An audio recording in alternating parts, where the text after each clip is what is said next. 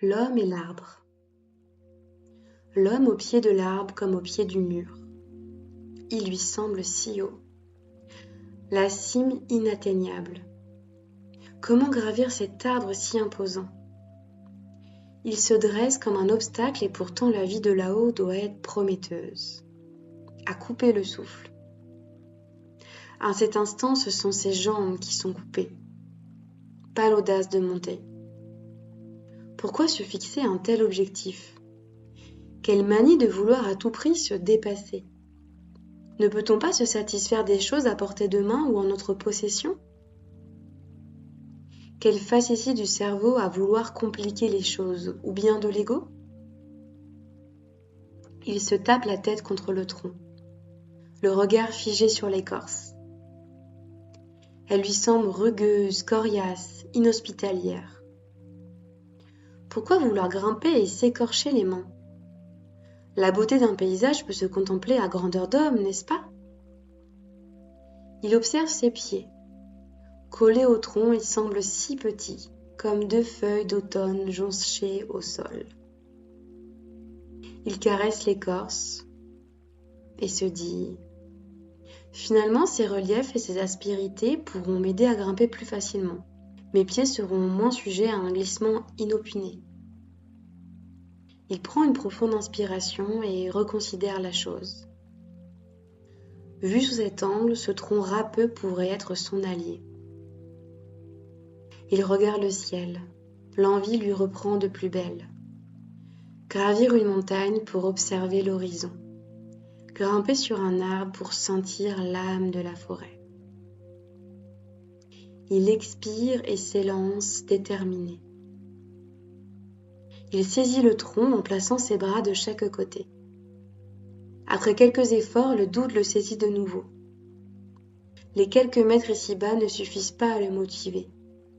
Insurmontable, c'est le mot. Dans quoi s'est-il lancé? Qu'a-t-il à se prouver? Le danger serait de déraper et de tomber sur le sol, fracassé.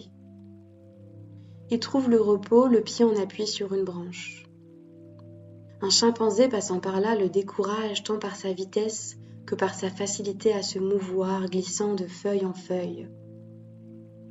Comme si cela ne suffisait pas, un toucan vient le narguer. En quelques battements d'ailes, il touche la cime de l'arbre, puis le ciel. Je n'y arriverai jamais. Je ne suis ni un singe, ni un oiseau, se désespère-t-il. Si la comparaison est source de motivation pour certains, l'estime de soi reste chahutée. À vouloir se comparer à l'autre, nous oublions notre propre valeur. Nous projetons des illusions. Nous remplissons nos cœurs d'amertume et de jalousie. Pourquoi mettre l'autre sur un piédestal et réagir comme un vassal? Comparer introduit un dominant et un dominé.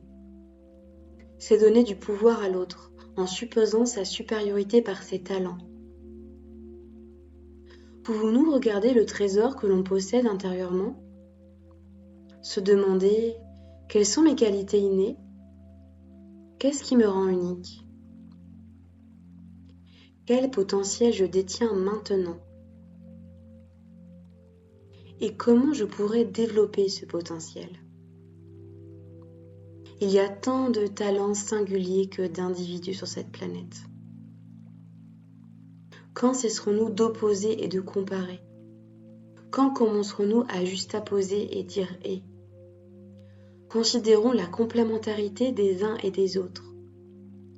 Comprenons que chacun vient apporter sa touche de couleur au tableau universel de l'humanité. Immobile, perdu dans les feuillages, l'homme réfléchit. Et si je voyais cela comme un signe? Le singe est connu pour son agilité et l'arbre est sa maison. Serait-ce une invitation à me sentir à mon aise? Le toucan s'élance à travers les arbres en toute légèreté. Serait-ce un encouragement à m'élever? Peu importe, conclut-il. L'essentiel est d'écouter la résonance avec son cœur et de s'en souvenir pour avancer. Revigoré, il saisit une branche, puis l'autre. La tranche de ses pieds trouve appui contre la rugueuse écorce.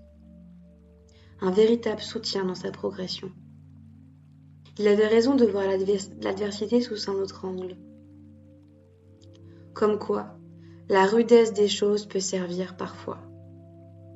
À force de patience et de concentration, il finit par atteindre le sommet de l'arbre et contemple. Quelle surprise!